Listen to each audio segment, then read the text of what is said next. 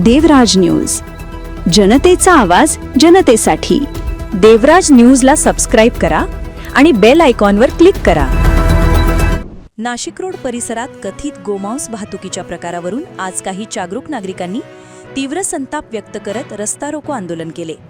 नागरिकांच्या म्हणण्यानुसार एका वाहनातून गोमांसासारख्या पदार्थाची वाहतूक होत असल्याची माहिती मिळताच त्यांनी वाहन अडविण्याचा प्रयत्न केला, मात्र संबंधित वाहन चालकाने तेथून पळ काढल्याचा आरोप करण्यात आला आहे। नागरिकांनी रस्त्यावर मांसाचे तुकडे टाकत वाहतुकीचा मार्ग अडवला आणि आरोपी वाहनावर कारवाईची मागणी केली।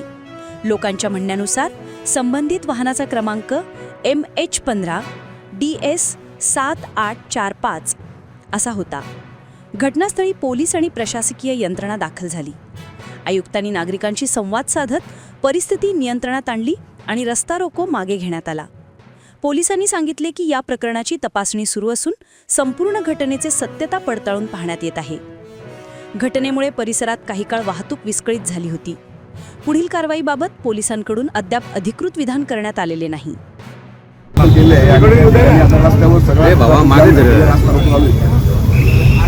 पहिले पोलीस